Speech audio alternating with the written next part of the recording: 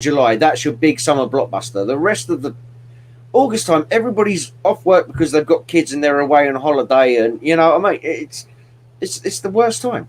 Yeah. So hey guys, everyone out there, no one seems to be in the chat just yet, but I just wanted to make sure for those watching us who just watch us on replay, this is the show we're going to be talking about the top 5 buddy cop movies of the 80s and 90s that are not Lethal Weapon. That is kind of the goal here. Also, we were just talking about Suicide Squad and why it's not performing as well as we hoped, and yeah, it's the summertime. It's the summer. It's gorgeous freaking weather. Kids are off school. Families are going on holiday. And what up, Matthew? Matthew's still rocking the Maximum Overdrive Avatar logo there. Love it. Yeah, love it, dude. So yeah. So people just are. Yeah, all those decisions out there were bad ones, but in the end, maybe they thought, you know. I agree. I remember last year I was watching Clownfish TV, and they were talking about how everyone's habit was being broken from going to see the movies. Yeah, like people are outside having barbecues and doing all these things, and they weren't going to go sit on their ass anymore. Well, not only that, but I mean, how many people have like a home theater in their home now? It's like you know, don't really have to go. Which leads on to the other thing, the HBO Max thing. Yep. So, yeah, that's why a lot of actors are suing studios now, because they're like, hey, when we made the deals, there's a couple with Disney. Yeah, well, there's a couple. There's other people that are going. I have to give credit to Warner. I have to give credit to Warner Brothers for this as well, though. They did get in early when they did the whole announcement. Everything was going to be, you know, their slate was going to be Warner HBO Max or whatever. They offered the actors, you know, the directors, people with the clauses.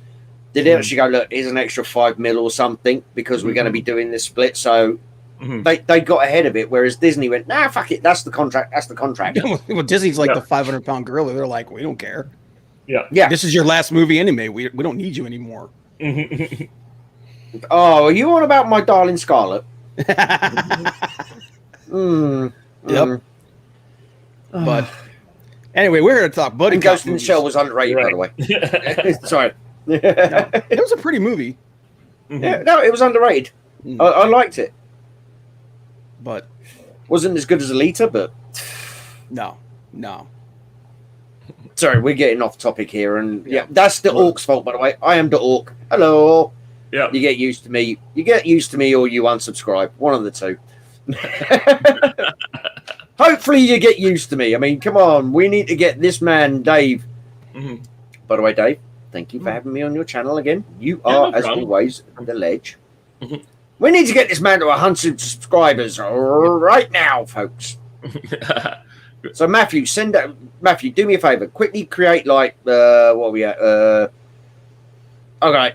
For you, just create 20 bogus accounts and subscribe for me, please. Thank you. That'd be great. Get him a custom URL. Yep. Yeah, getting that custom URL feels good, man. It's like, hey, yeah, I actually made something. Right. I've been validated. Yeah.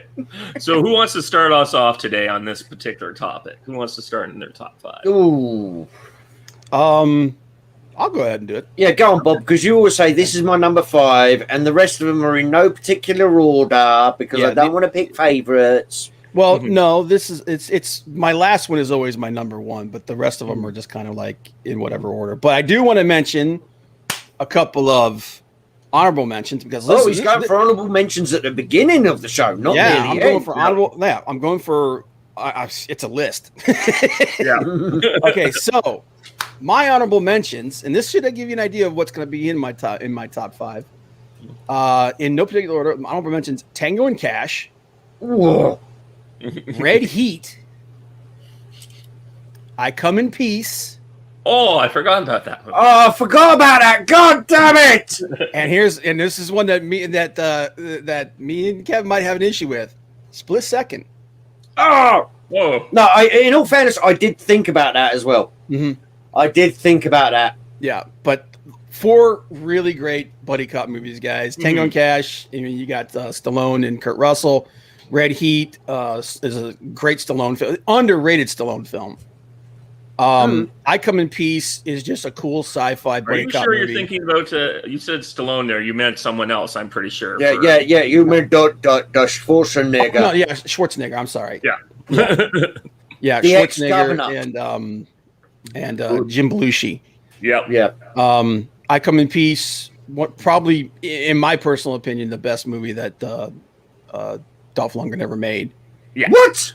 No, Dude. no. Masters of the Universe Oh, is a cinematic masterpiece. Oh my it's a god! good movie, but it's not that good. It is the ultimate fucking homosexual fantasy film done in the 80s, and it got under the radar. Agree to disagree.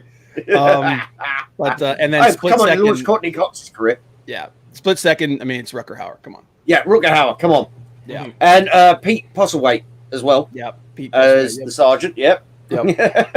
All right, but my number one. Number 5. My first pick. Number 5, Alien Nation. Ooh. Alien Nation. Mandy Patinkin and James Caan. Right. Oh, fuck. Great freaking movie. Actually spawned a TV series that I feel like was better than people give it credit for. Oh yeah. It was underrated. Yeah, really underrated. Basic idea of the movie for anybody that hasn't watched it. Alien race comes to Earth. They're basically kind of like slave refugees. They assimilate into they assimilate all over the world, but mostly in Los Angeles, right? Convenient that it saves Yeah. on production values. And James Caan's character is kind of pseudo racist against them. His partner gets killed by one of them, and so he holds a grudge. He becomes the partner to, I think he's the first cop, isn't he? He's the first one. Yeah. They're doing an experiment. He's because his Detective. There are a few other cops out there, but he's the first one who's making rank as detective. The first one is homicide. Yeah, right. Yeah. First one is a detective, played by the amazing Mandy Patinkin. I love that guy. Fantastic actor. And they're basically trying to find this super drug that literally turns the aliens into friggin' like the Hulk. Oh god, yeah. But some good comedy. It's that subtle comedy in it. You know what I mean? Like there's a few laugh out loud moments, like when he talks about what they named his son, because the aliens they adopt like famous names, or they were given when they were being Processed. They were given like famous names, and then like one guy was named James Cagney and stuff like that. And then of course he named his son Richard after Richard Nixon. And James Caan was like, "Yeah, you might want to tell him you named him Richard." I can't remember who it was. He told him to name him after. He's like, "So name it. Tell people you named it after this guy." And he's like, Wasn't it a baseball player? He named. I don't remember. It's been such a long time, dude. I only skimmed through it to remind myself of it this week, but it was friggin' hilarious. But yeah, two great. I mean, good. Look at the cast, man. No, James it's Caan, a Mandy great Patinkin. fucking cast. It's freaking crazy. But that's my. Oh yeah, that's right. I forgot Terrence Stamp is in this movie too. Oh shit! It's been sorry. Excuse my language. I know Dave doesn't really like swearing on this channel, so that I do apologize. Yeah, Terrence Stamp plays the main bad guy. But yeah, my first pick, Alien Nation. Yep, good solid pick. That is a good one. Yeah. All right, I'll go next, Dave. Okay. I'll go next, Dave. Oh, hold on. Why is this? Sorry, bear with me. Sorry, I'm having some technical difficulties with something. That's better. There we go. Sodding stupid Windows 7 computers. My number 5 pick. I'll get to my honourable mentions a bit later. My number 5 pick. Tango and Cash. It almost made my. I have to admit, I did forget about a couple of ones like Dark Angel. Sorry, that is the UK version of I Come in Peace. Yep. What was his name? Not Matthew Matthias. Matthew. He played the alien. Yeah, the big giant guy. Yeah. Hey, I just like the fact that the partner in that movie is the guy from Married with Children. Oh yeah. Oh god, yeah. It's friggin' hilarious, man. Yeah, when he pulls out the gun, he's like, "Where'd you get that?" He's like, "My mum got it for me." Yeah. But anyway, Tango and Cash teams up. Sylvester Stallone at his peak with Kurt Russell at his peak when Kurt Russell's been peaking for the last 35 years. Yep. So yeah, that's a broad spectrum. That's a broad brush there. We're calling it his peak, but yeah. And they are two cops, investigating drug rings, and they are the two names in the headlines. And Kurt Russell is fly by the seat of your pants, just do whatever seems like a good idea at the time, and screw the consequences. And Stallone looks like an accountant. Yeah, it's like the complete 360 that Stallone would normally play. Yeah. You would expect Stallone to be like, Cobra. Yeah. But he's not. He looks like an accountant. I mean, you've also got, Terry Hatcher in this. Jack Palance. Yeah, Jack Palance. Byron James is Ponytail Guy. I believe they actually, in the credits, he is called Ponytail Guy. And actually, I cannot remember his name, but the guy who played Maniac Cop in the movies. He's the guy. Basically this. Yeah, I'll get to. He's the guy that comes. Oh God, his last name. It's a real weird name. Yeah, Zedan. No, Zadir. Zadir. Yeah. Anyway, something Zadir, like that. Yeah. Yeah, there were a lot of cool people in this, man. Oh, it's such a great movie, and it all starts off with them making each individually making big drug busts. Kurt Russell gets captures a shit ton of drugs, and then Stallone takes on a tanker truck with a little 38 revolver. Yeah, which was awesome. When he shoots the tanker, and the guy's like, he thinks he's Rambo. Rambo's is a pussy. And then he shoots the tanker. Funny story about that in the TV edit for the UK, which is where I first saw it. It's like Rambo is a primitive. Because they wouldn't even allow to say pussy, so they overdubbed it with the word primitive. So it was like Rambo is a primitive. So, dude, friggin' television edits are friggin' hilarious sometimes. Yeah. Like there's that scene from was it Jeff Bridges' movie, The Dude. Oh yeah. Big Lebowski. Big Lebowski. I don't know why I couldn't remember. That's one of my favorite movies. That scene where John Goodman goes outside with the golf clubs and then he starts beating that guy's car. It's like, this is what happens when you have a man in the A. And on the television, it's like, this is what happens when you find a man in the Alps. It's the stupidest freaking thing. Well, Canada's really great because you're allowed to say fuck, but you can't say motherfucker. So in Canada, the TV edits would blank out the word mother. So you would hear and fuck. And they cut off the ER at the end of it as well. Yeah, so they might say fucker, but you can't. They would strip out the mother and just have the guy have a half-second pause followed by fucker. Oh my god! But no, this film. Sorry, going back slightly to Tango and Cash, my number 5 pick. Because obviously part of no piss off. I don't want to update things. Sorry, computers love them.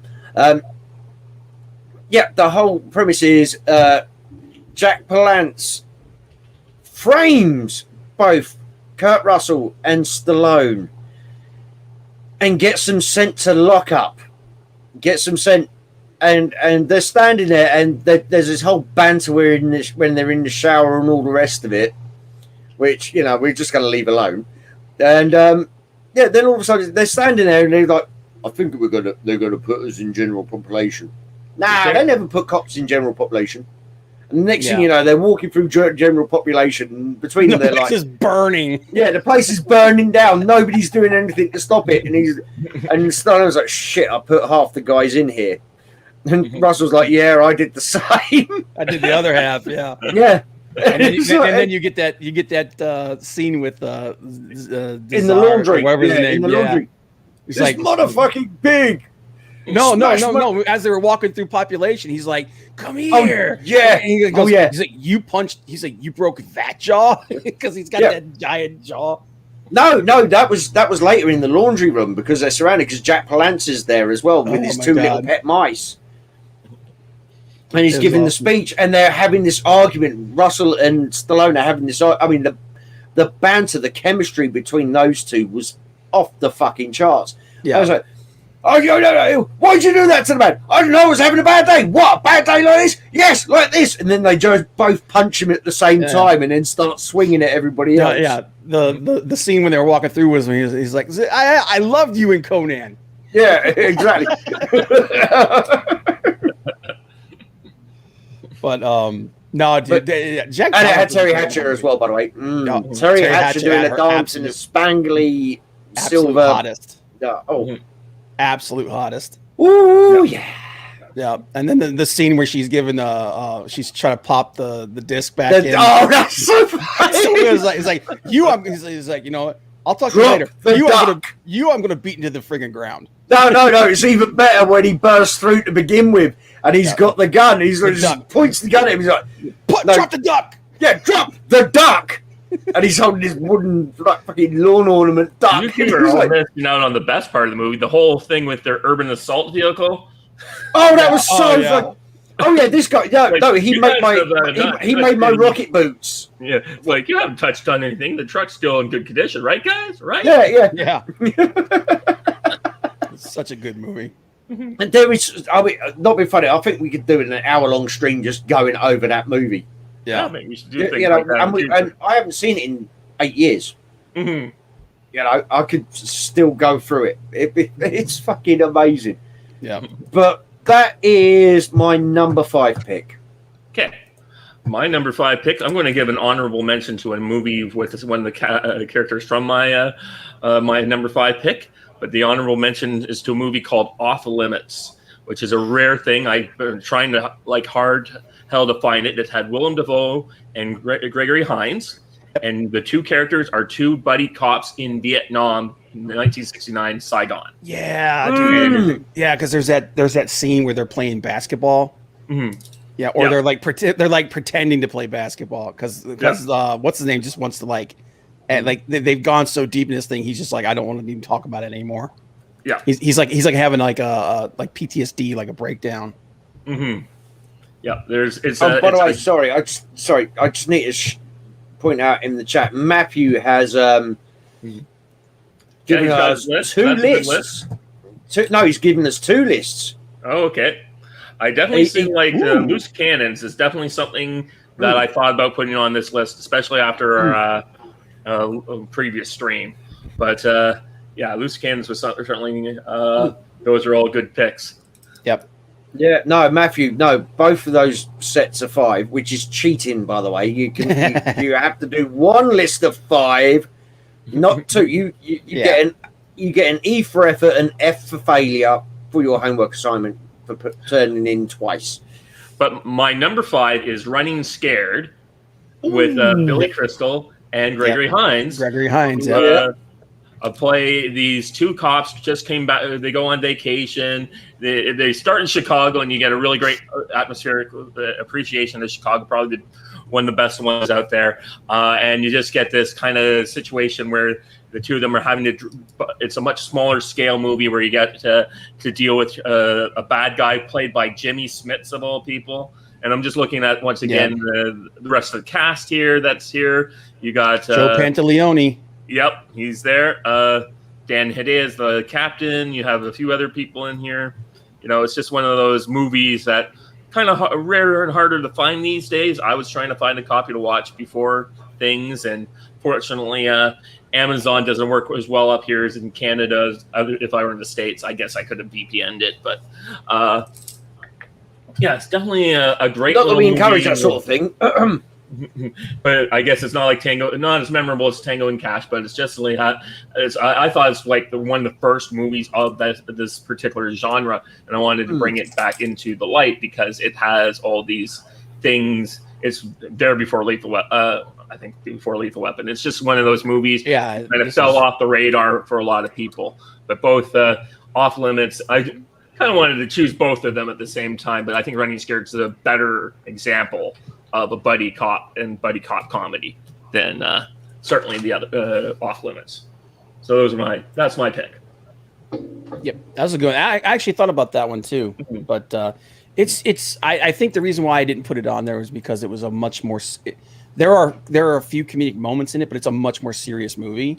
And to me, buddy cop movies are kind of like have that like they have those serious moments, but it's like there's a goofiness to them. Yeah. Oh, that's why there's a lot of movies that were considered buddy cop movies on the big lists, and I looked at them and like, no, I'm not going to. Seven is definitely a buddy cop movie, but it's not a real buddy cop movie.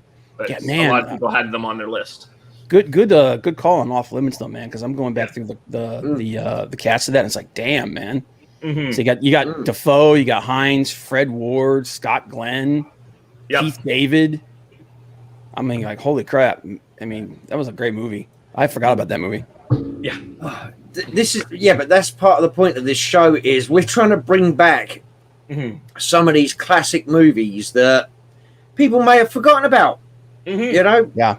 Should we say younger generations? I mean, I'm 3,000 years old, for fuck's sake. Fucking orc.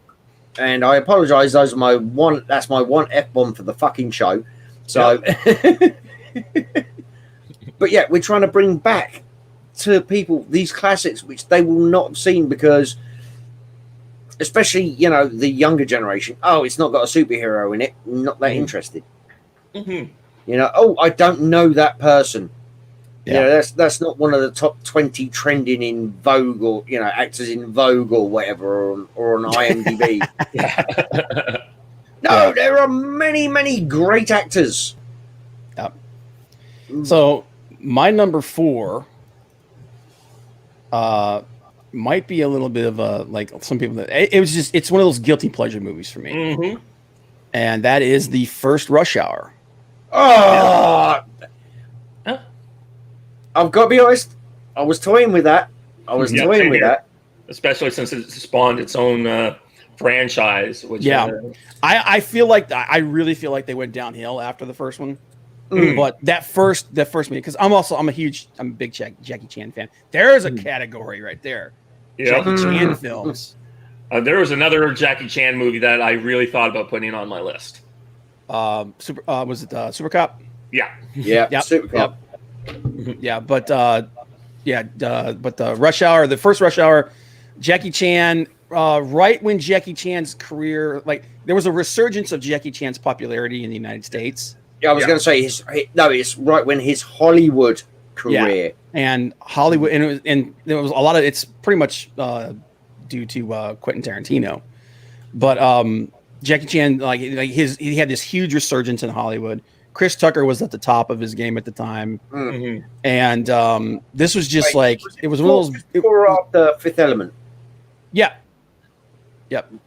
So it was, but basically.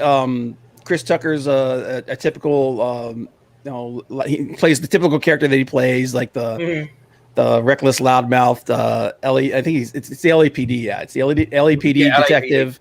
LAPD. There's he gets involved in this case involving the Chinese consulate's daughter gets kidnapped, and he asks his friend Jackie Chan to go to the United States to save her, and the two of them end up teaming up, and it's freaking hilarious, man. It's the best Jackie Chan fish out of water story that he's probably ever done. Oh, I don't know. There was Big Brawl. But, well, he's not he's not a fish out of water. He's a fish out of water there because he's come to America and it's completely different. Oh, you mean Rumble in the Bronx? Sorry, Rumble in the Bronx. Sorry, yeah. Okay, I can see that. I could see. I would put that really close to it, but it's just he and Tucker, and there's a reason why they made so many movies after this, because the chemistry they have is great. And also, it brought us that brilliant YouTube video parody short thing. Star Wars versus Rush Hour. Have you seen that? No, I've never seen that. Oh, Bob, it's fucking fantastic. It is. The visuals are Return of the Jedi, Lando Calrissian, and I can't remember the alien who's co-pilot in the Millennium Falcon. He was the one with the several sets of jowls and shit like that. Yeah. But they're attacking the Death Star in Return of the Jedi, and they've overlaid it with the dialogue from Rush Hour about the whole stereo, touching the black man's stereo and shit like that. It's so great. I'll have to look it up. Oh, but, dude, it's only a couple of minutes long. Dude, this movie has like single-handedly the funniest line that Chris Penn has ever heard in his life. When because Chris Penn is a dude that Chris Tucker puts into jail, and R.I.P. Chris Penn, by the way. And he comes to talk to him as an informant, and Jackie Chan finally gets the guy to talk. And as he leaves, he goes, "Hey man, thanks for that. I'm gonna get your fat ass some cookies." it's just the comedy flows in this thing, man. But But I think what we've got so far is great chemistry from all of our picks between the actors. Yeah. Oh yeah, and I think that's the key ingredient. Yeah. You can have a subpar script, but if you've got the chemistry between your leads. Yeah, and conversely, you could have the greatest script and the greatest idea in the world, but if there's no chemistry between the actors, it's gonna suck. Yeah, and we've had a lot of those. Oh God. So, do you want to do honorable mentions on those, or nope? No, actually, no. Hold on, I've got to be at work tomorrow. Nope. But that's my number 2. Oh, right, mine. Dragnet. Oh, that came close to making my list too. Man. Dan Aykroyd, Tom Hanks. Right? God, Tom Hanks was so young. Oh, well, I mean, Tom Hanks.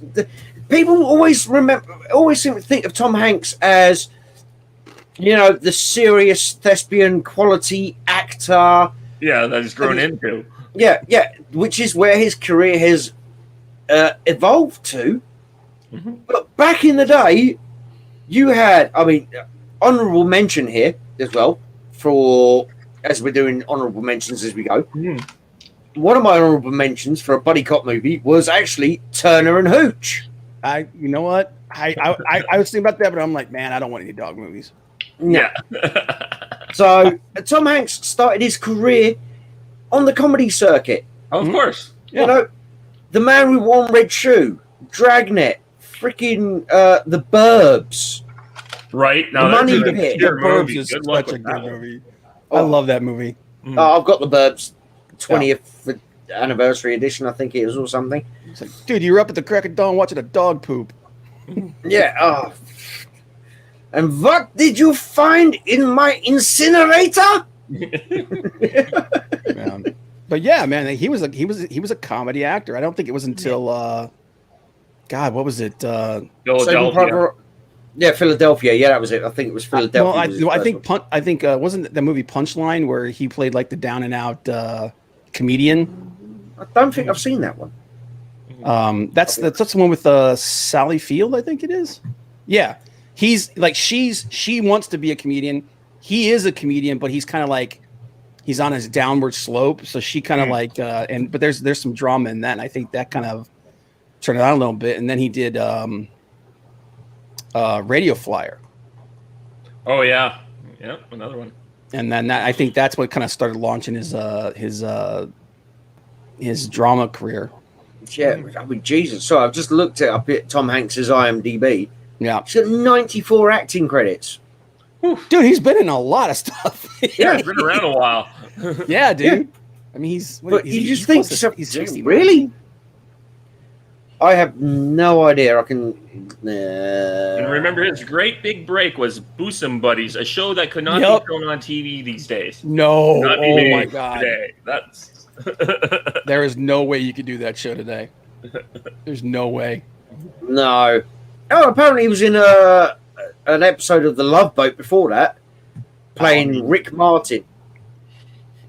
Yeah, damn, he's 65 now. Damn. Yeah. Yeah, Jesus. Been He was around. a great actor. But no, Dragnet, come on. The City of Crime. Yeah, dude, the rap song from Dragnet. Oh my god. When they become the punks as well, and then they're trying to explain to the police chief. No. Here's your goat leggings. Yeah, we were at a satanic ritual, honestly. And he tries to pull out the proof, and he just pops out pills all over the fucking place. Yeah. I was like, what are these? Yeah. Well, we did take of the communal wine, and it's like, yeah, all the way. It's just so fucking hilarious, based on what was it, the 60s? Yeah, the 19 TV show. Yep, the Was it 1950s Dan Aykroyd radio is play. so great in that too. Yep. Oh yeah, And it's so straight. yeah. Oh yeah, Dan Aykroyd is the straight man to Tom Hanks's goofball. Yep. And oh my god! But no, I just had to I had to find somewhere to put it in my list. Dude, and again, another really great cast. Great cast. You got Christopher Plummer, Harry Morgan, who plays the original. Yep, he was. He played Gannon. Detective Gannon. Jack O'Halloran and Alexandra Paul, who plays the Virgin. Dabney Coleman. Yeah. Oh, Dabney Coleman. Yep. I'm like I'm looking back through this list of this cast, and I'm like, wow, man, that's awesome. yeah. You're looking back and you're going, oh, I need to watch this again now. Yeah. But such a funny movie, and again, this is another movie that you probably would have a hard time making today. There is no way this will get made today. Because there's some pretty crass stuff in this. Oh, but yeah, Dragnet. That's great pretty movie. politely. But yeah, so I had to get. I was looking for somewhere to put Dragnet, and I thought Tango and Cash or Dragnet. Tango and Cash had a bit more of a serious side to it as well, but yeah. Dragnet probably didn't make my list because again, like I always feel like the buddy cop movies have to have that balance of serious and funny. And this was just like funny across the board, man. Right. It was so freaking hilarious. It's like a parody before the genre even gets started. Yeah, exactly. It's a parody of the original Dragnet. Yeah. You know? It's such a parody of the genre that was just being formed. Like you could make that if you could make that movie today, everyone would just say, "Oh yeah, it's the airplane of like disaster movies." I'm like, yeah, but when this movie was made, it was the genre was just forming. Yeah. Well, I mean, I can't remember. Was it Eric the Viking around this time as well? I let me double check. Eric, please check for me, Bob, because I can't be asked to 89 break another keyboard with my Dragnet talents. was Eric the Viking was 89 and Dragnet was 87, so 2 years apart. Yep. Yeah, God, and that's Eric the another great Viking is a movie. great one. Love that movie, dude. That might be my favorite movie that Tim Robbins is in. What, over Howard the Duck? Yes. Shawshank Redemption? Dude, I just like this movie, man. Yeah. Shawshank Redemption is a great movie. Don't get me wrong. But you can't. But rewatchability. Yeah. Eric the Viking is just, and it's friggin', it's got No. man. There's no use going berserk against a dragon. Dude. It's like, Hey, what up, Johnny in the house? Hey, Johnny Cage, welcome to the fight. what's up, dude? Dude, my favorite Bob is part also is, funny across the board, unintentionally, but Yeah. still. But my favorite part of Eric the Viking was the two guys that had the argument about whether or not the dude's dad is in Valhalla. Oh fucking And, hell! even to the guy's death, he refuses to relent. He goes, "You'll see my father." He goes, "No, he's not there," and he dies. It's like No. One of my favorite things was actually the priest. Like when they're sailing to the edge of the world, and he's just sitting there, and all the Vikings are like, "Ah!" And he's like, "I don't know what they're on about. It's only a bit of wind, and they're fighting the dragon." He's like, "What are you all doing? What's going on here?" The whole way through, he just doesn't see anything that's going on. Yeah. Because he's of a different faith. Yeah. And all the gods are kids. Yeah. Oh, yeah. All the gods, he's like, where's this? He's busy. Yeah. Where's Odin? Odin's busy. What do you want? But anyway. My number 4 pick. I'll look at double check here. What can I say? Friday night's a good night for football. Oh my God. I'm going with The Last Boy Scout as my number 4.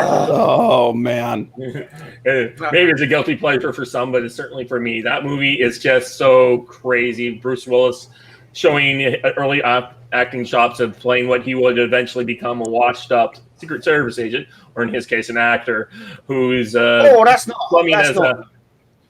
What's that? It's true, but it's not nice. Yeah, and he's slumming it there as a private investigator, and he gets dragged into this case with Damon Wayans, and just look Halle at the Berry. Halle Berry, wasn't it? Yeah. Halle Berry's Early there Halle today. Berry. Yeah. Like Super hot Halle Berry who does a striptease. Yeah. Oh. You got Bruce McGill, who used to be on MacGyver. You got Kim Coates as one of the bad guys. Joe Santos as a cop, as his ex-partner. Taylor Negron as the bad guy, and probably the only movie he ever did where he didn't suck. Yep.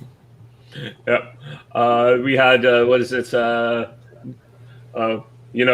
The song from the beginning.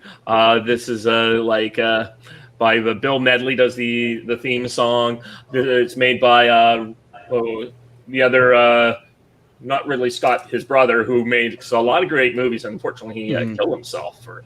Yeah. Oh, this had a really good score to it. I remember. Yeah, and just some crazy action scenes, and just like the setup, especially with Bruce Willis's daughter, and the byplay with Damon Wayans' character, and just all the things that happened in this movie. It's just one of those great buddy cop movies, I think. That kind of one that is kind of forgotten by a lot of people today, where again, as opposed to Tango and Cash, which I think sees a lot more replay. Yeah. And if you're a fan of what you call it, football movies? No, Sons of Anarchy. Oh, if you're fans of Sons of Anarchy, Kim Coates is in this as well. Mm-hmm. He's the guy that plays Tig in Sons of Anarchy. Mm-hmm. Yeah, he played a lot. He's one of those guys that, through his career, he's always played kind of like that scumbag. He's one of those character actors that if you see him, you're like, oh, that guy. Right. Yeah. You know what I mean? But I'm like, his time on Sons of Anarchy was probably his biggest claim to fame. Mm-hmm. But yeah, again, another movie that almost made my list. Yeah. I'll be honest with you, I'd forgotten about Last Boy Scout.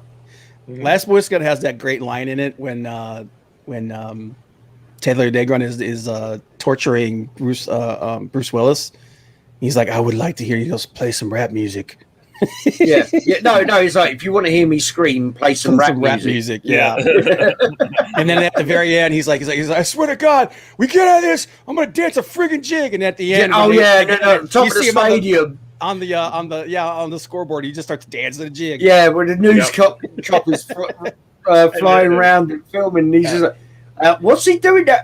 I think he's dancing a jig. Yeah, because his character was Irish. So yeah, and I mean in that opening scene in the football scene where the quarterback gets sacked and decides Billy Blanks. I think it was Billy Blanks. He played the guy who pulled out the gun. It was Billy Blanks, if I remember correctly. Creator of Tybo. Yeah. Also star of great films like TC 2000 and Expect No Mercy, which were proper 90s sci-fi cheese fests. And are great. But, yeah, dude, that scene when that was like, because it's in the rain. And it's in the stadium's kind of dark. Yeah, and he just whips out the friggin' 9mm. He just starts shooting people. But because he was on that weird drug. But yeah, good choice, man. Mm-hmm. Got to give you that. My number 3, and we're getting into the good stuff here, the really good stuff. Stakeout. Oh, that'll make Matthew happy. Matthew had it in his list.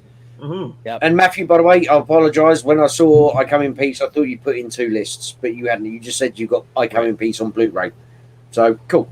But Stakeout with again, I didn't realize it. I went back and I'm looking at it right now. An amazing cast, man. Oh damn yeah! Like not, even past the two main characters, Richard Dreyfuss, one of my favorite actors of all time, Emilio Estevez, really underrated actor. Seriously underrated. But included in this, we got Madeline Stowe, Aidan Quinn, Forrest Whitaker, and Earl Billings. Dude, I forgot because remember the Aidan Quinn and Forrest Whitaker were the 2 guys that would spell them off during the Stakeout, and they had like the prank war going between them. I completely forgot, like where they took all the food out of the refrigerator and just left a giant dog turd. Yeah. But I completely forgot that they were in this movie, man. But yeah, great movie. Basically, Richard Dreyfuss and Emilio Estevez are homicide Stakeout specialists. Yep, detectives, and they put surveillance on an ex-con who escapes. They put surveillance on his girlfriend. Richard Dreyfuss falls for the girlfriend, played by Madeline Stowe, who is incredibly hot in this movie. Oh, I love the way he tries to explain himself when she catches him in the kitchen, and he's like, "Oh, yeah, I wanted a cup of whatever it was," and she's like, "Oh, well, I'm not sure if I've got any." He's like, "It's in the second cupboard up top." You know, she's like, "How'd you know?" She's like, "What? How'd you know that?" Doesn't everybody? The best part is when he's inside the apartment and he's actually talking to her, and Emilio Estevez is watching him, and he's just like he waves to him through the window, and he's like, "What a dick!"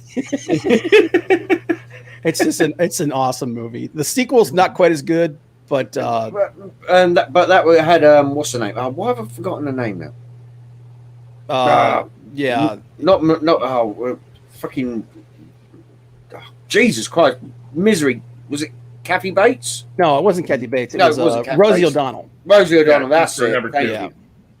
Yeah. Which, I mean, there's your problem right there. Yeah.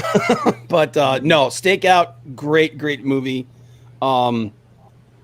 It's just, and again, just the chemistry between Dreyfuss and Estevez is awesome.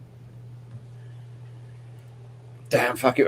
That is one that I haven't revisited in far too long. That's one of the few when we were talking about this thing. I actually went back and rewatched it, dude. It's so friggin' funny. Oh. And like I said, I completely forgot that Aidan Quinn and what's his name were in that. Yeah, you forgot his name again already. Forrest Whitaker. What's his? Because he's got that. What was that Star Wars character that he played? What, Forrest Whitaker? Saul Guerrero. Saul Guerrero. Yeah, like that like completely messed him up for me. I'm like, bro, what the hell? Oh, and then I suggest you don't watch The Shield. No, I've only seen the first 4. I've only got the first 4 seasons of The Shield on DVD. Yeah, I remember The Shield. The Shield, but it's just like I thought that would be the real screw up performance on Forrest Whitaker. His character in that show is like just, I can't believe you're making these decisions, buddy. These are terrible decisions. Well, he's one of those guys that he makes he does really great stuff, and then he does Battlefield Earth, and you're like, what the freaking hell, dude? Excuse me, have you seen a film called Ghost Dog? Yes. That's pretty damn good. I love that freaking movie. That's my favorite movie he's ever done. Well, really, over Species? Yeah. Dude, who's got an echo coming King up? of Scotland for me. King of Scotland? Last King of Scotland? That's probably the second best movie he's ever done in my personal. Oh, here we go. You mean? Weird segue. Emilio Estevez. Yep. Did Repo Man. Yep. Forrest Whitaker did Repo Men. Yeah. With Jude Law. Jude Law, which was a terrible movie. No, that was fun. I haven't seen it. It's worth a watch. It is worth, in my opinion, it is worth a watch, and it's really convoluted. Yeah, but I like that. I like a bit of cerebral in my action movies. It's not just it's not that it's surreal. Like I said, it just gets really convoluted because it's the whole thing with no, don't spoil it for him. Don't spoil it for him at the end. Yeah, no, I'm not going to, but I'm just saying it's just like wait, what? Wait, who, how, when did this happen? It's like shit. Yeah, that's kind of the whole point. I mean, it's almost a Blade Runner, shall we say, ending? Kind of. Is it? Is it not? Is he not? Did he not? Yeah. Mm. Yeah. But still, no, great, Dave, it's worth watching. Great actor. So yeah. Oh God, yeah. Yeah. Number 3, Kev. Oh, my number 3 buddy cop movie,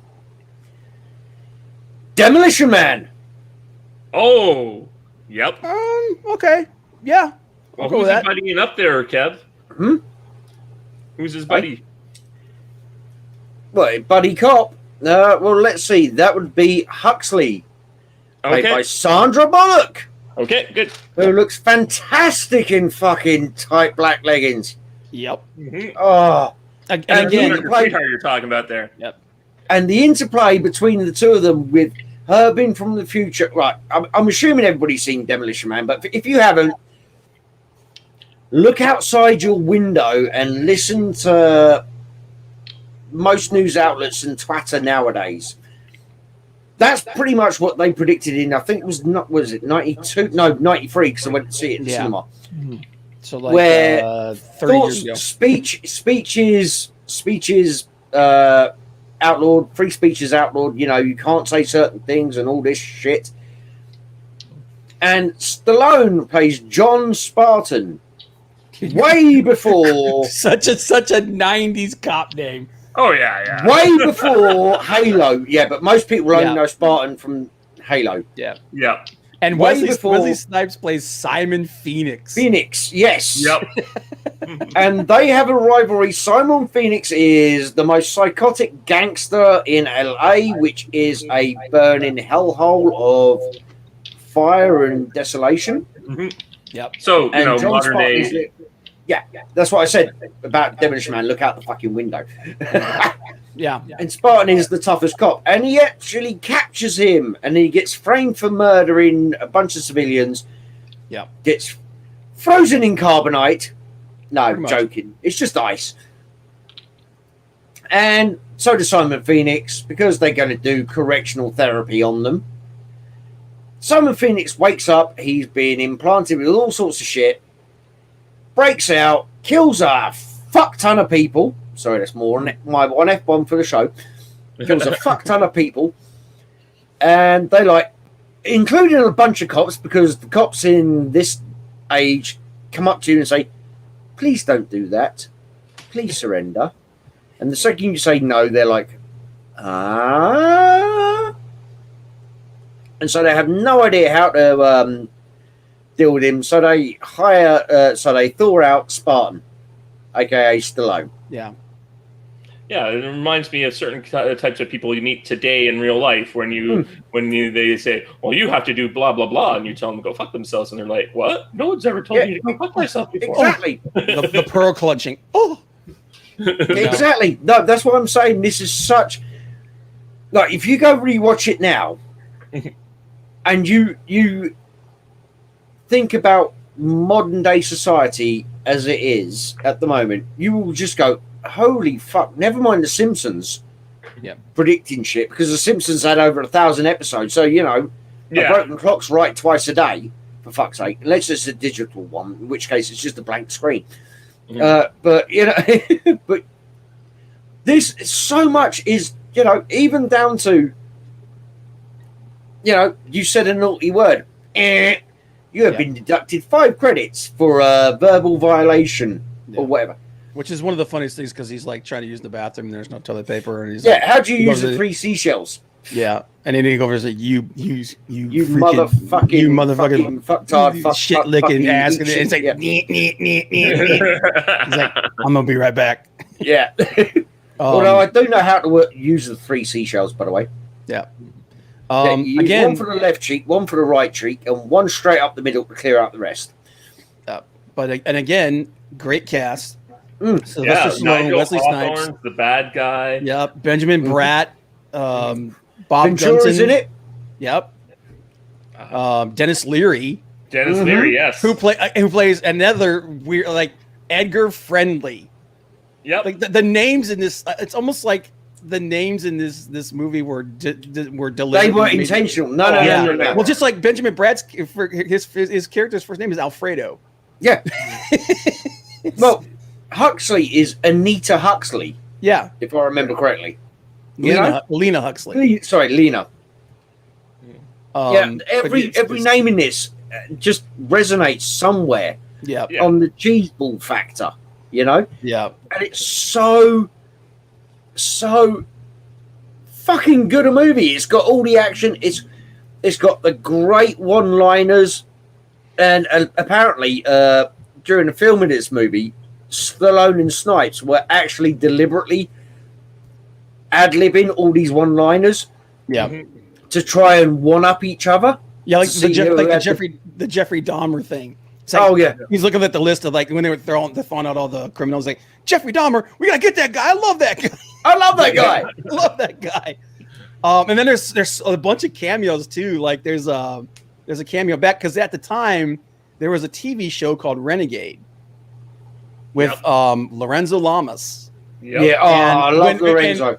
When they thaw out Sylvester Stallone, the next guy that they put into the interrogation chair because remember they injected him with all the stuff and everything. Was Lorenzo Lamas's character from Renegade. I didn't even catch it because I don't think I ever really saw the Renegade. I know exactly what show you're talking about. It was on men for the longest time. Dude, it was a Stephen J. Cannell. It was like his magnum opus because Stephen J. Cannell is the guy that wrote a lot of those cheesy 80s and 90s cop movies. He made the A-Team. He made A-Team. Files. I mean, he has all. But this was the first series where he cast himself. Right. And because he was the main bad guy. Right. But dude, it was just there was all these little things that were in this movie. It was hilarious. Yeah. Yeah. Oh, I'll have a burger. Oh, come on. Oh, this is so good. Just don't ask where they get the meat from. Yep. And by the way, we were taking it back to Shawshank Redemption. We were talking about the main bad guy. He played the warden in Shawshank Redemption. Mm-hmm. So good pick.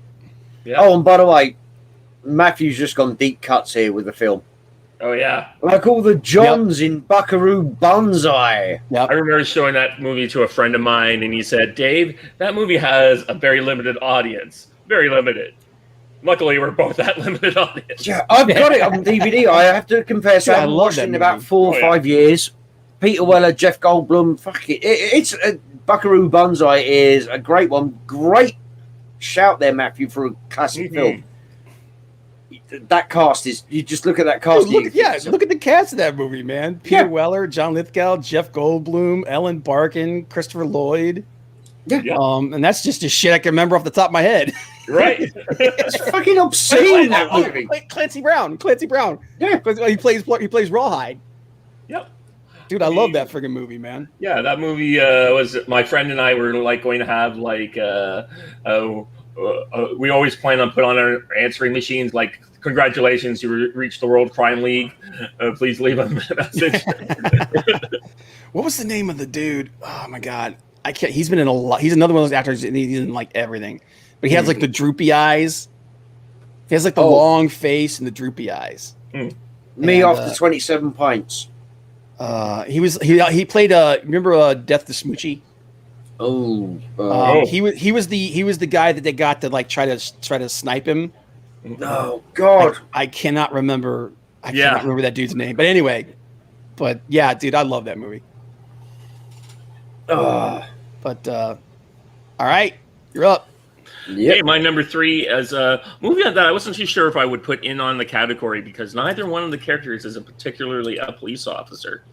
But a lot of people do think this movie is considered a member of the buddy cop genre, and that movie is Midnight Run. I knew you would. I knew you would. I excluded it exactly for the fact that they're not cops. Right, and if you want, I can always switch out a different movie. But I thought no. Okay, but because Robert De Niro is playing this bounty hunter, the late great Charles Grodin is an accountant who's run off with $15 million worth of mafia money. There are all these people trying to kill them. There's so many weird chases. They're trying to get from one side of the country to the other to get this guy back in time for court, and just constantly coming to call from different places saying, yeah, we got here. And it's like planes, trains, and automobiles level epicness, except for it's this road trip cop movie that's not a cop movie. And you got BRB. Yaphet Kotto is in it. As the guy that's chasing him. Yeah, there's Dennis Farina as the Dennis Bob Farina, Bob. Joe, and once again, Joe Pantoliano. Yep. So these people keep kind of coming up, and it's just like this movie is that thing. My alternative, of course, would have been the only movie that's sometimes I'll put it in as an honorable mention. It was the kind of the runner-up in this category. Sometimes you have a great first movie, and then the second movie doesn't work out, and then the third movie you think is going to be a direct-to-DVD trash. But not in Die Hard. With Die Hard 3, Die with a Vengeance is a great buddy cop movie, and that I feel exceeds the first movie. Die Hard with a Vengeance? On a long time. But no, yeah, dude. Like Midnight Run, because again, you're right. It's one of those movies that they put it into that category. Yeah. But a lot of people are like up in the air about is it really in that category because they're not cops. One's a criminal, and one's a bail bondsman. But correct me if I'm wrong, but I think Robert De Niro's character used to be a cop.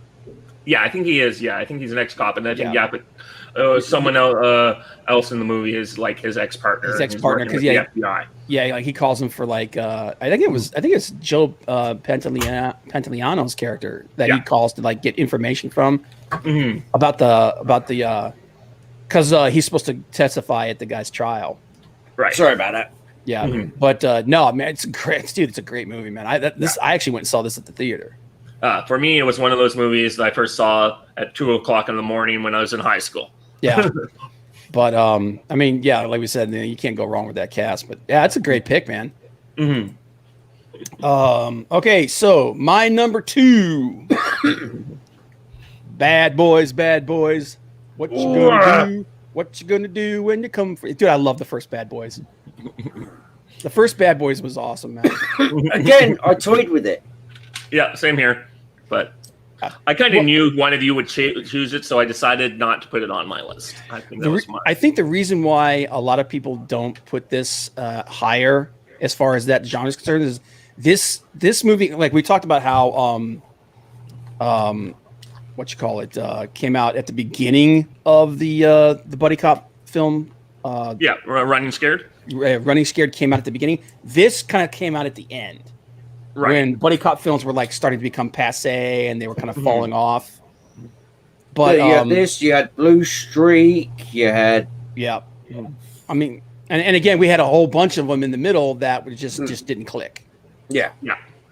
But again, great characters that just two actors that just had great chemistry together: Will Smith, Martin Lawrence.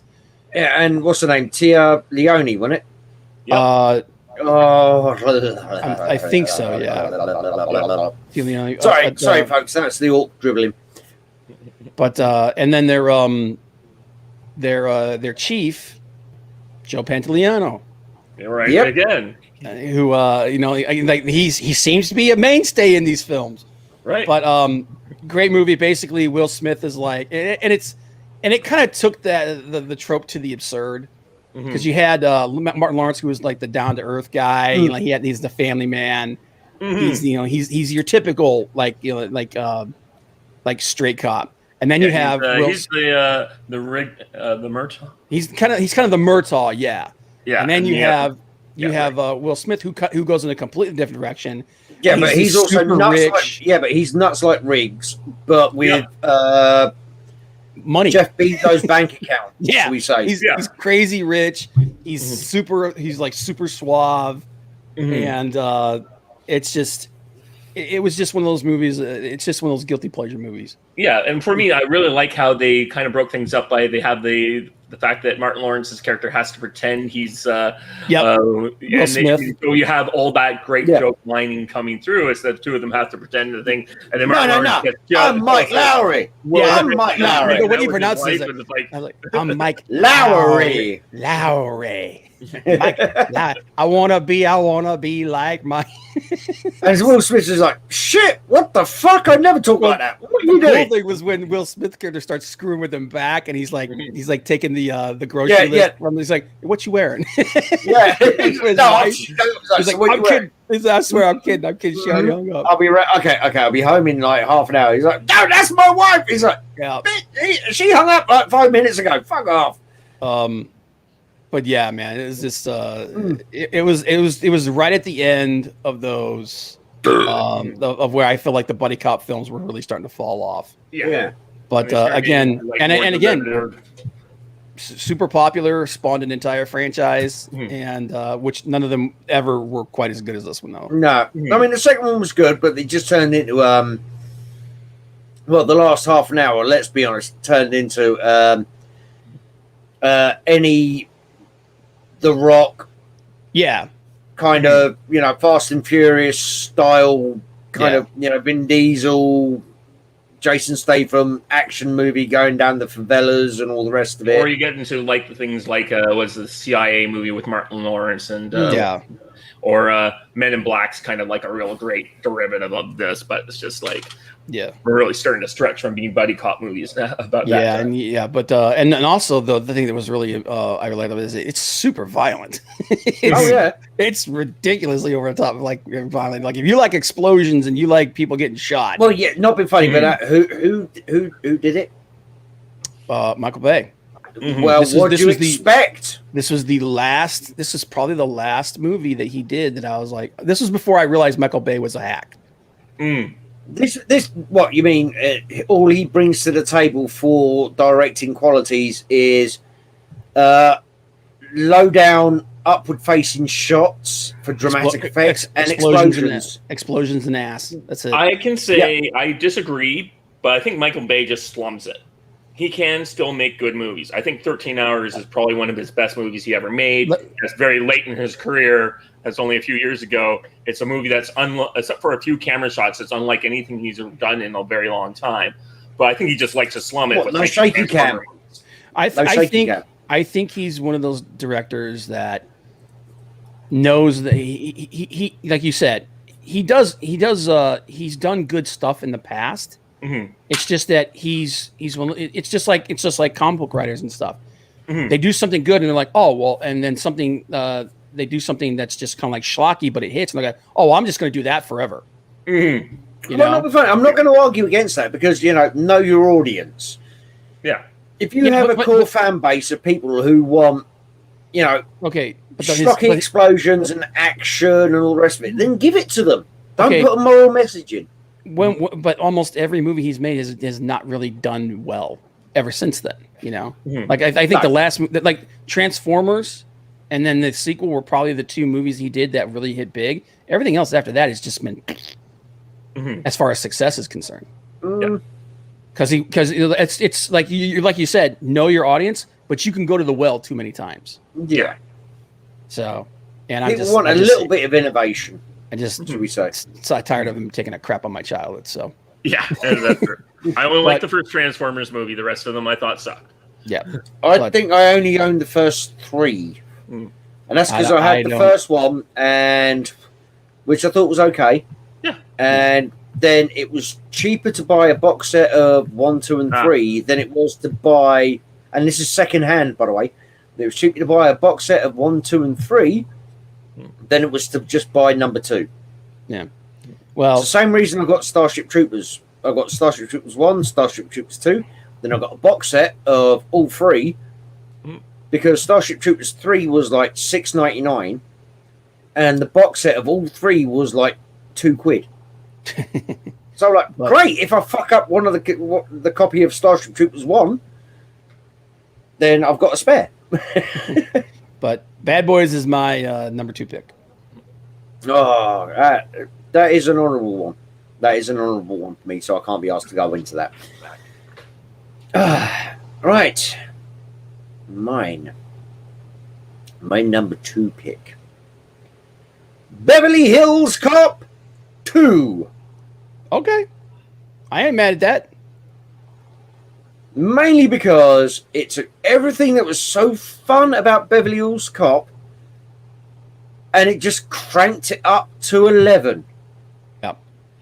The whole way through this fucking movie. Oh, no. Dave's got something.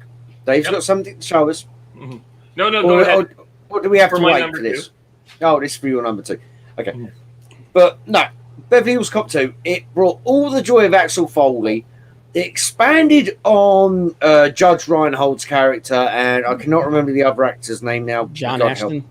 It expanded on their characters, and it gave them more interplay, more connection together, whilst at the same time still doing the whole comedy thing, the kick-ass bit. It was just, I thought it was one of the rare ones where, to me, Beverly Hills Cop 1, fantastic movie. Beverly Hills Cop 2, just got that extra 0.5 on the meter over it. Because on my notes, on my list, I actually did have Beverly Hills Cop 1, then I crossed it out and put 2. Then I put 1 down again. Then I put 2. And I went, fuck it, I can't keep going like this. I'm just going to have to stick with 2. And then we had Beverly Hills Cop 3, so we won't. Yeah. Which we do not talk about. And great cast again. Great cast. Yeah. Eddie Murphy, Judge Reinhold, Ronnie Cox as the chief of police in L.A. Bridget Nielsen, who was hot as hell in this movie. Oh yeah. Jürgen Prochnow. Yep. And Dean Stockwell, Paul Reiser. And was this movie? Did this one have? This was the one with Gilbert Gottfried, right? And Gilbert Gottfried in it, and or was this the one that with Maxwell? What's his name? Balky. Yeah, Balky was in both of them. Was he okay? He was in both of them. Okay. Yeah. I thought Gilbert Gottfried was in this movie as like an informant or something. Like really, it's like the typical Gilbert Gottfried moment. It was like he's like a little bit piece, and then he's gone because he's so freaking annoying. Yeah. But no, dude, it was a great dude. This is a great movie. I remember when this movie came out, and it was like it was a big deal. Yeah, it was a huge deal because it was a sequel to basically the first really big, crazy, over the top. Successful movie that Eddie Murphy did, and it kind of created because Beverly Hills Cop, the first one, kind of created the Eddie Murphy explosion. Yeah. So a sequel was like guaranteed, but that's a good pick, man. Mm-hmm. Bronson pinch out. There you go. Bronson pinch out. You had that Maxwell, the art director guy. Mm-hmm. Yeah. Thank you, Matthew, for helping us. Yeah. Lowly mortals on 2 lowly mortals and even lower orc. But sorry, good pick, man. But that was my number 2. Okay, my number 2. I have the poster hanging on the wall, and that's why I brought it that's here. why I had to skip through mine because I'm so interested. Red Heat! Like made by my favorite director of all time, Walter Hill, and got the first movie that apparently was filmed in the Soviet Union. Right before the collapse, it and like the Russia House are the 2 movies that were made there. This movie is the epitome to me of the Schwarzenegger at the height of his power, right before he's breaking out into like Terminator 2. And you got Jim Belushi here as like Chicago cop, and the relationship between these 2 characters having to do things, and there's the fight scenes, and like the bad guy kills like a Chicago cop, so they're like, we gotta get him, and all the other things that happen. The chief, who's like journalist, like how do you survive how do you manage to get through the day with all the stress? And it's like vodka. Yeah, was it Peter Boyle was the chief? Yeah. Lawrence Fishburne. I pulled the thing up here. I forgot Lawrence Fishburne was in this movie. Dude, you look at Lawrence Fishburne. He was in so much stuff Yeah. as a bit part kind of actor. I mean, right Before he, Cherry 2000's a little. He has a little bit at the beginning of that movie. fucking hell, Yeah. Cherry 2000. I haven't seen that in about. I have it on 2000 DVD around here years. somewhere. But, Tom Tillerson is the bad guy in that. It's great. I do remember Gina Gershon being hot as hell in this movie. But yeah, dude, it's so funny, dude. Because like one of my favorite stories that Arnold Schwarzenegger tells about this movie, he was on Johnny Carson promoting it, and he talked about like the outfit, like the uniform he wore when he was doing the scenes in Russia, when they were over in Russia. It was so realistic and exact that like he was actually standing like during their lunch break or something. He was standing in a corner, and a Russian cop came up to him and started yelling at him in Russian and tell him to go direct traffic. So he's like, and he had to explain it. He actually learned some Russian for it, and they had to explain to the guy. Said, no, he's not a real cop. And the guy didn't believe him at first. Yeah. He thought he was just like, you're just being lazy. You're just being lazy. He's like, and he goes, no. He like took the hat off and everything, and he goes, oh, it's Arnold Schwarzenegger. Right. But yeah, What do you mean when I paid attention to detail? Yeah, my favorite is like when he gives him the 44 mag. It's like now the proud owner of the most powerful handgun in the world. And he goes, Russian PPK is the most powerful handgun. Goes, Yeah. No, it's like no, this is 44 mag. Don't you know what Dirty Harry? It's what Dirty Harry wears. Who is Dirty Harry? And then at the end, after he finally shoots the bad guy, he just immediately hands the gun back and goes, Russian model is still better. Yeah, exactly. It's just a fucking bang. I mean, even to the opening scene in the sauna. Yeah. Oh yeah. Oh yeah, when the guy puts the hot rock in his hand and he just These do not look like hands of steel mill worker or whatever it is. Yeah. They should be used to heat, and he puts the fucking burning hot pebble from the sauna in his hand, and he closes the fist, and he just stands there and he just holds it and holds it and holds it. And then he just right hooks. Yeah. He's like, thanks for giving me a loaded. Thanks for giving me something to load my fist with. Thanks for that. Yeah. It's like cocaine. Yeah, when he takes the guy's fake leg and he pulls the plug out of the bottom of it. Yeah. He just pours it out. Cocaine. Right. Whatever. But dude, it's there's some great scenes in that movie, man. Oh yeah. Yeah, that's my number 2. So yeah. Oh, fair play. All right. We're into it. Number 1, guys. All right, here we go, guys. Hold on. Anybody in the chat? That means you, Matthew, because I don't know why nobody else is watching today, but we love you, Matthew. But in the replay, if you're watching this on the replay, give us your top 5s in the comments below. Definitely. Come on, guys. Give it a thumbs up. If you're watching this on the replay, if you haven't already, like it, share it, subscribe to The Spy Guy, because this dude is the ledge, David March. Yeah. Excuse me. Sorry. Nope. No. Corporate plugging out the way. I started burping a little bit there. No, yeah, that's all right. I started drinking a little bit ago. My number 1, 48 Hours. The king of the buddy cop movies. Nick Nolte, Eddie Murphy, Annette O'Toole. I forgot she was in this friggin' movie. James Remar, if anybody is a fan of Dexter, you know who James Remar is. He plays Dexter's father, Harry. For anybody who's doesn't know, Jonathan Banks. If you like Better Call Saul, or Breaking Bad, he's got that plays Pappy McAllen. He's in this movie as well. It's basically the best buddy cop movie of all time. Nick Nolte plays this crusty cop who has to team up with Eddie Murphy's character, who's basically a criminal. Get some temporary parole to help him track down a killer. Oh, what's up? Sorry, hold on. Hosea in the house. Yep. Hey. Yeah, and Hosea, we have had Rush Hour mentioned in some of our top 5s. Yep. Lethal Weapon is the one we're not allowed to mention. Yeah. And Bad Boys. I had Rush Hour and Bad Boys, the first Bad Boys, in my top 5. We're not allowed to. Yeah, but we decided we weren't going to do Lethal Weapon because Lethal Weapon is like such a tentpole. The king. Yeah. Lethal Weapon is the boss. In that show, we always choose one series or franchise that we're excluded because they're the ones that's so famous. Yep. Yeah. But 48 Hours, like I said, and this was again, I think it was 82.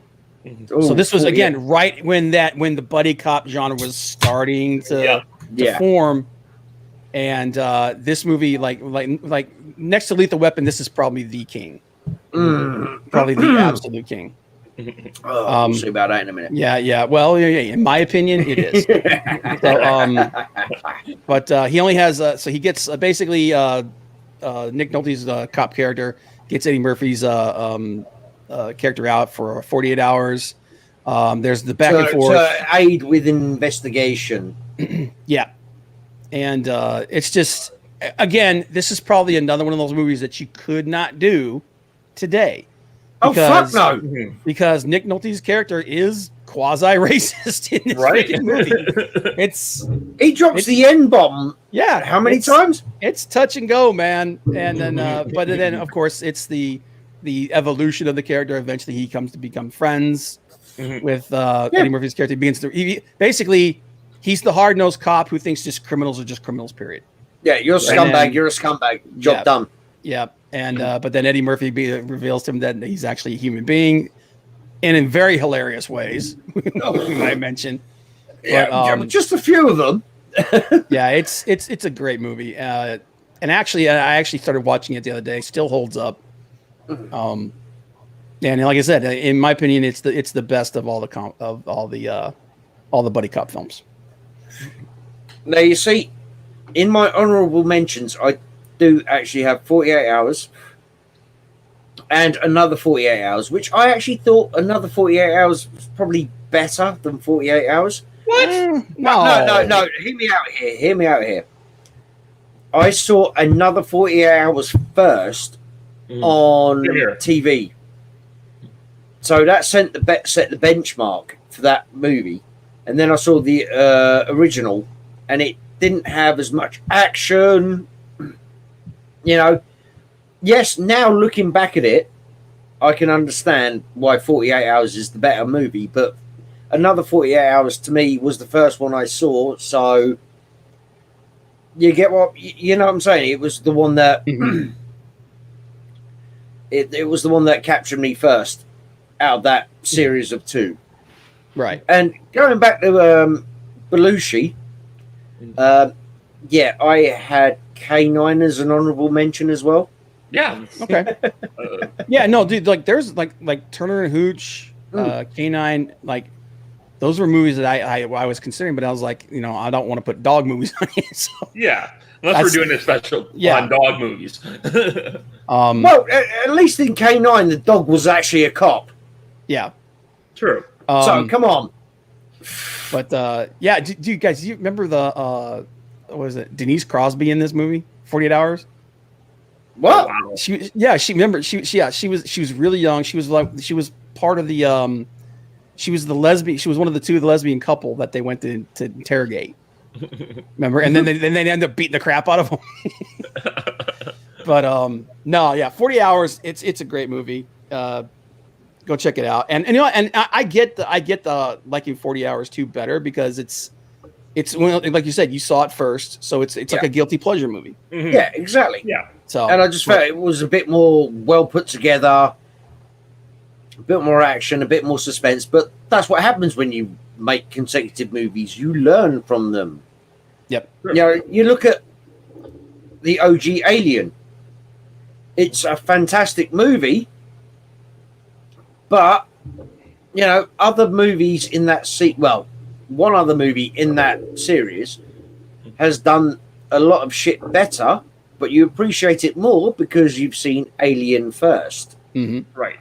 You know, if you're a newbie and you just watch Aliens and then you watch Alien, you get a bit bored because it's just the suspense. Yeah. You know? Oh, Hosea. Yeah, we done Tango and Cash earlier. Yep. Definitely go back. Yeah, no, Tango and Cash was up in here already, mate. Already. You're going to have to... Right.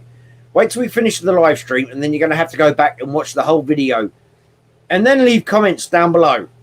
Yep, leave your ideas in the comments below.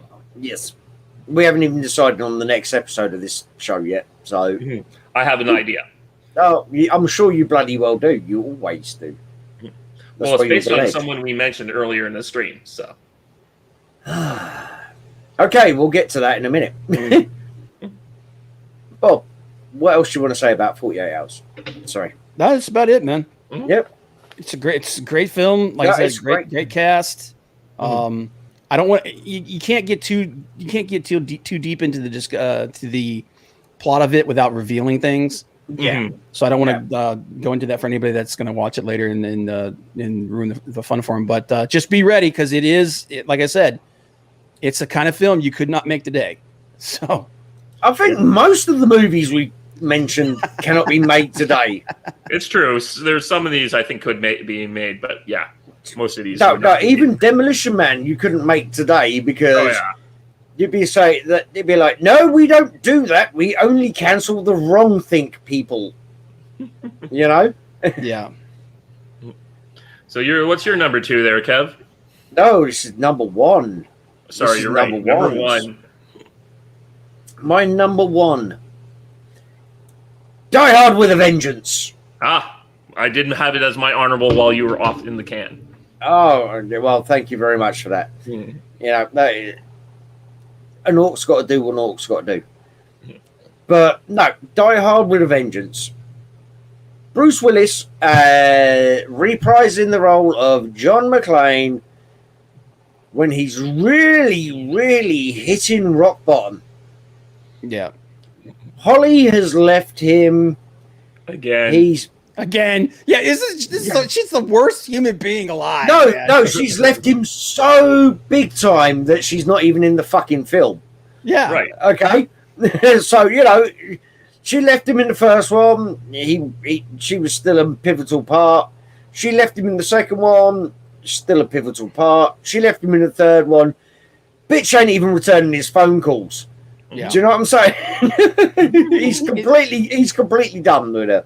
His family, are the worst people in the freaking world, dude. In the last one, his daughter didn't even take his name. It's like, and then there's a scene. No. That was 4. Then you had 5 with Jai. Was it Jai Courtney? Yeah. Which is the only member of his family that kept his name. Yeah. It's like, what the freaking hell? Is like his daughter's like, well, she's like, I thought your name was Janelle, not today. I was like, you bitch. Yeah. Fuck that. It's like, oh yeah, my dad's only cool. I'm only accept my dad when he's saving my life. Right. Exactly. It's like, get the hell out of here. He's that was toxic. Timothy Oliphant, wasn't it?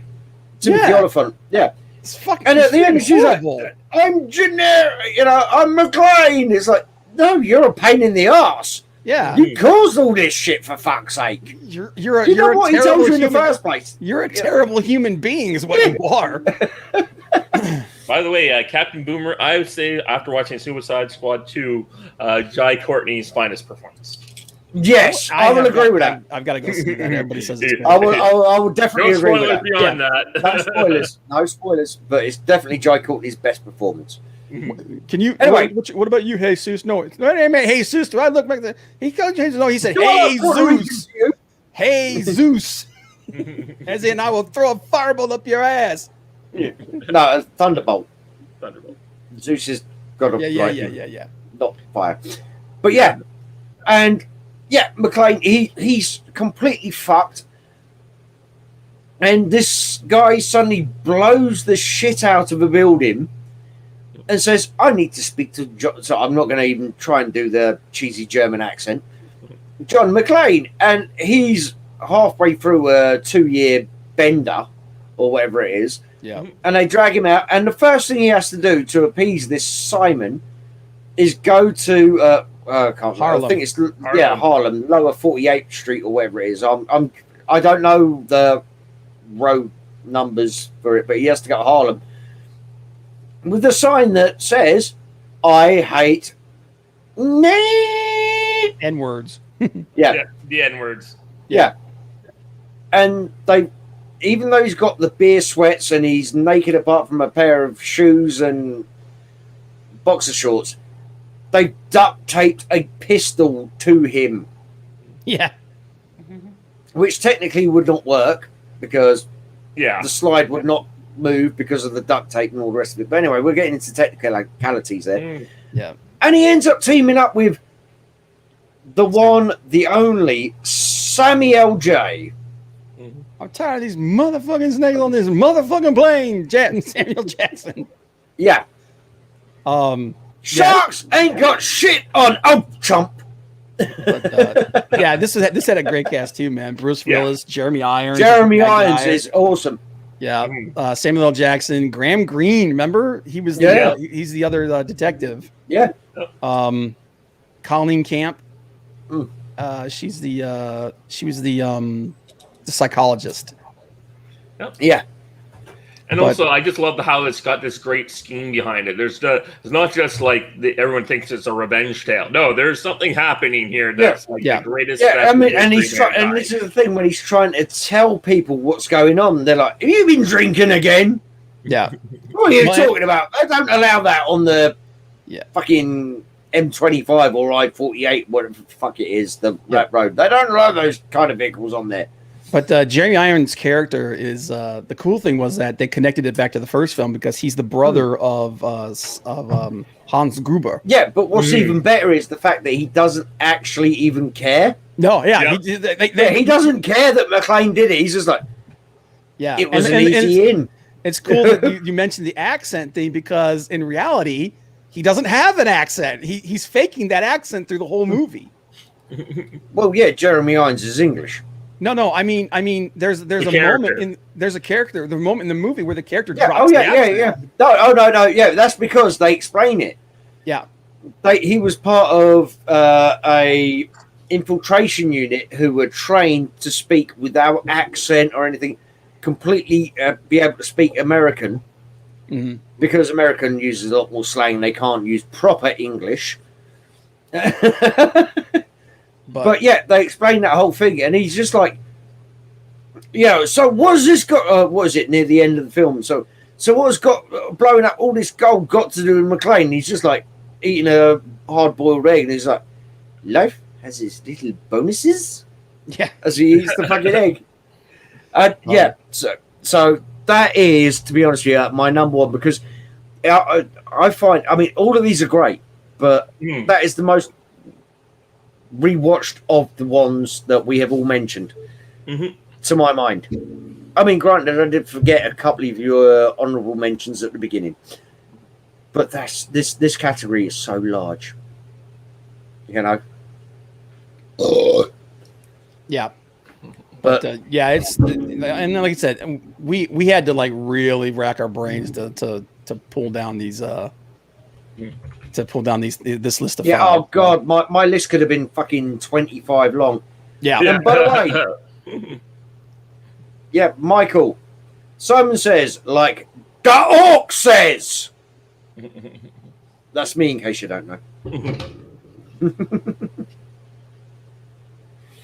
Cool. Sorry, I had to acknowledge that because it was about me. So, you know, it feeds my ego. Cool. Sorry. All right, we're up to your number one, man. Okay, my number one movie is a movie made in 1992. It was made by John Woo. It is called Hard Boiled. Hard Boiled. I didn't include that.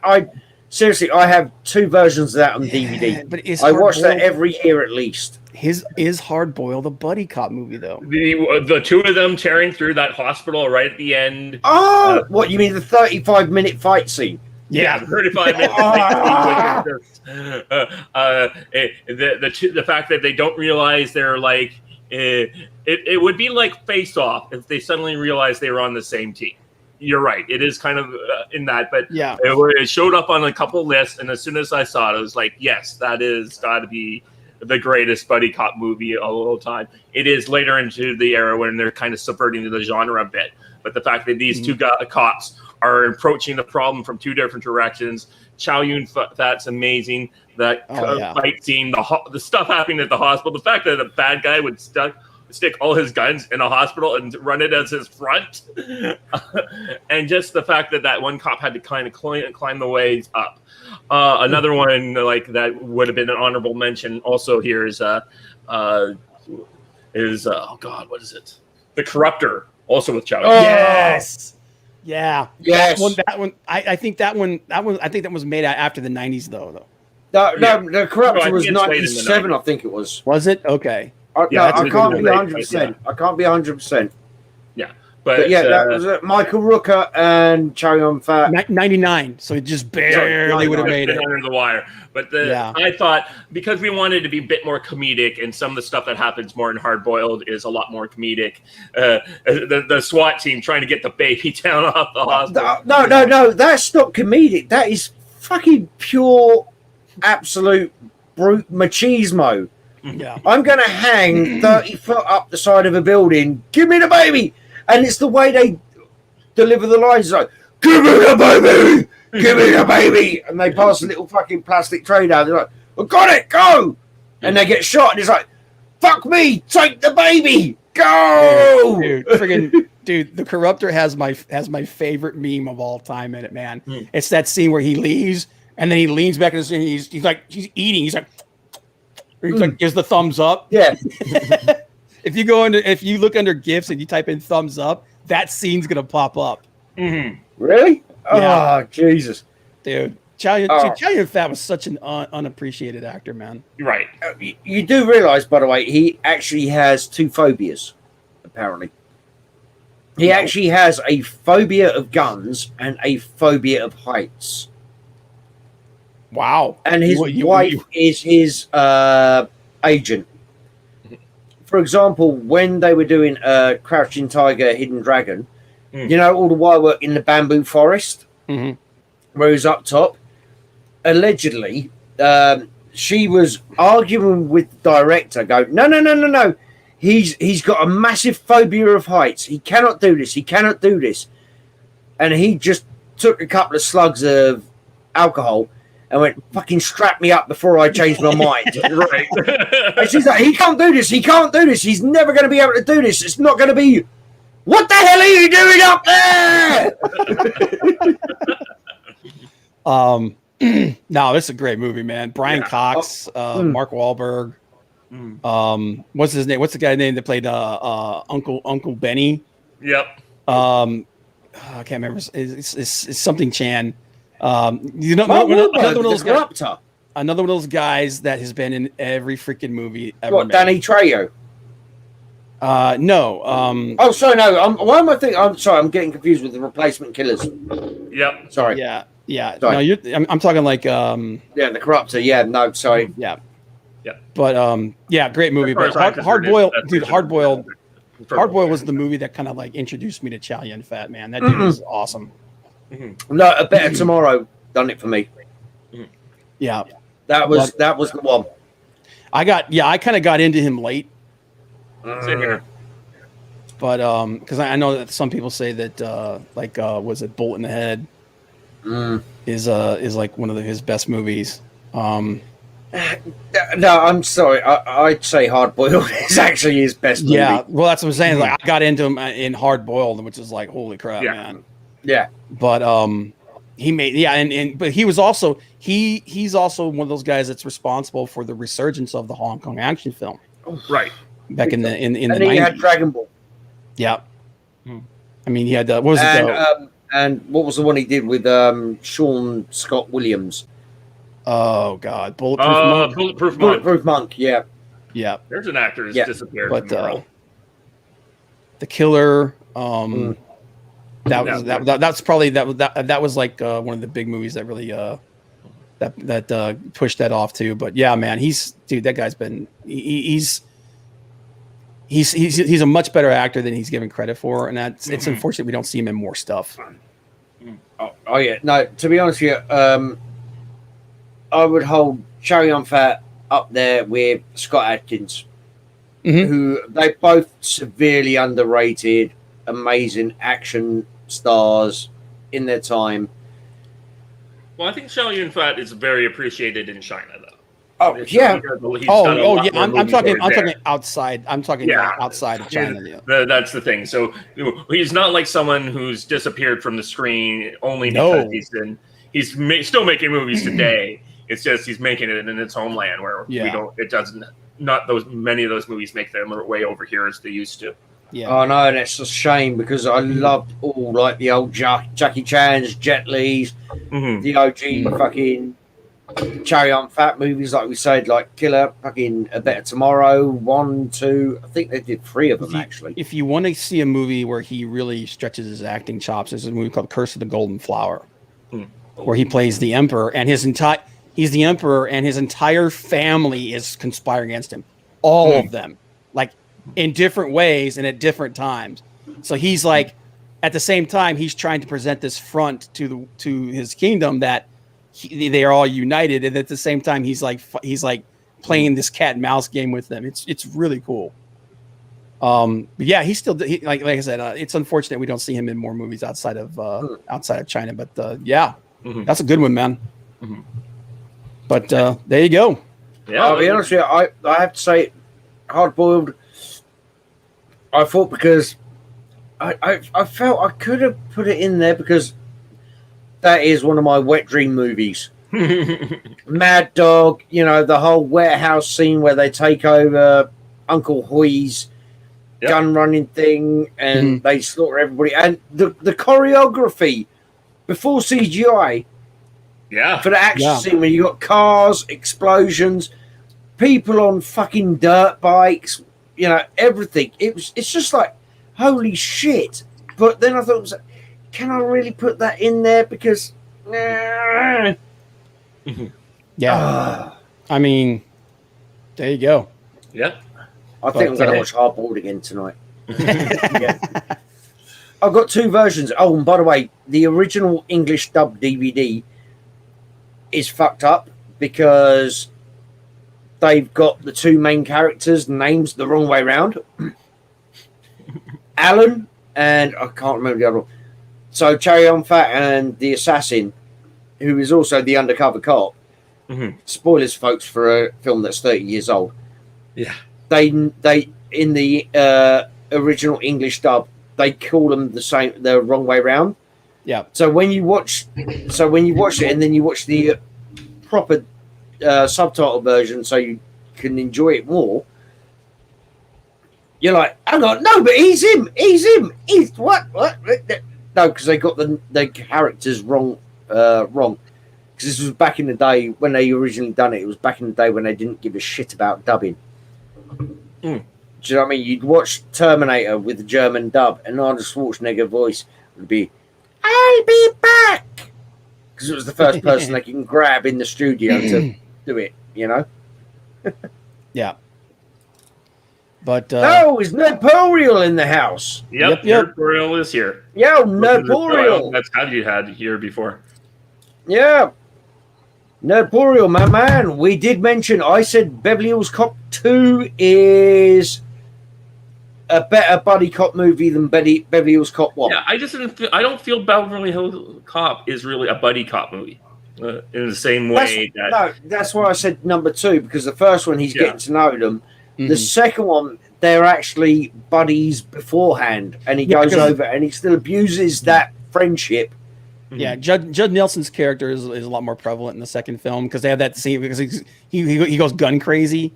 Yep. Remember? And they have that scene where it's right. like, you can't come in without authorization. And they both pull out their guns and just start blasting. Yeah. Authorized. It's like, or when he's in his house, when he's in his house and he's like, got all this Amiette music and all these, like the fish tank. And then he goes to the bathroom, closes the door, and there's like 20 guns on it. Yeah. And it's a really funny scene. But thanks for the sub. Yes, Nerdporial.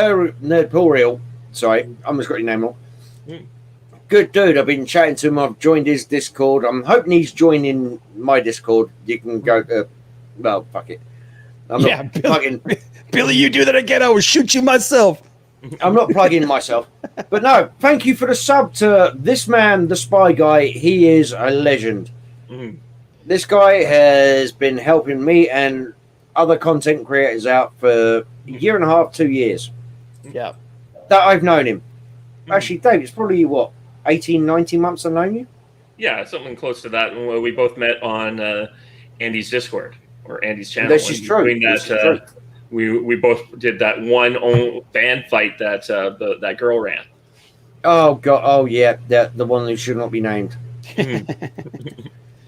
But, yeah, some good picks, guys. Oh, no, this has been... No. I think the problem we had with this was best buddy cop movies of the 80s and 90s. Mm-hmm. Yeah. Now, yes, you throw in Not Lethal Weapon, in which case you just go, all of them! Yeah, we had a hard time narrowing this thing down, man. It was a tough one. But what are we gonna do for the next one? Hosea said we should do best police captain in a movie. Okay. What? I was thinking Peter Weller movies that aren't RoboCop was one thought. Buckaroo Banzai. There's on our list somewhere, but there's other movies out there that he's done that I think are. Dude. The Rat is the one that I keep thinking of. Which one? Yeah, he's in a house where there's a rat he's trying to kill. I am not remembering. I'm not familiar with that one. It's called Of Unknown Origin. You guys should check it out. It's like early 80s. It's like him against one particular rat, and he's destroying the house, trying to kill it while his family is away. It's an intense psychological horror movie. I think I know what one you're talking about now. Yeah. Wow, hold on. I have no idea about this one. Mm-hmm. Yeah. But he's been, dude, this is another guy who has been in deceptively a lot of stuff. Right. Oh, fuck yeah. No, this dude is a king. Mm-hmm. Mm-hmm. You know, oh, fuck me. Really? Sorry. Sorry. Oh, yeah, that makes sense. Jesus Christ. Sorry, I'm just scanning through his IMDb very, very, very quickly here. Yep. And I'm thinking, holy shit, I didn't realize he was in half of this stuff. You're right. Yeah, he's another one of those. He's another one of those actors where you're like, oh, right. And that is the purpose of this particular show, is to go look at actors and movie directors and genres and oh yeah, that guy, he's been in all these things. Let's watch it. Yeah, exactly. We try to educate the younger generations of all the fucking great shit you're missing out on. Yep. Because you don't know it exists. So I'm getting echo again. But hello. Yep. We're echoing a little bit, but anyway, I do got to get going though, guys. Yep, no problem. It's been great hanging out with you guys. And so tune in a couple weeks' time when we do our next show, and we'll be talking about Peter Weller movies. I would recommend everyone go out and watch Naked Lunch. Anyways, yes. Fucking shooting early, are you? Yeah. So, anyways, see everyone. Thanks for stopping by. We'll be seeing you guys on future episodes. I'm planning on doing a few things also here on the channel now that I have some time to think about them. Okay, see you guys. Nice. Bye-bye. Hit me up. Letters.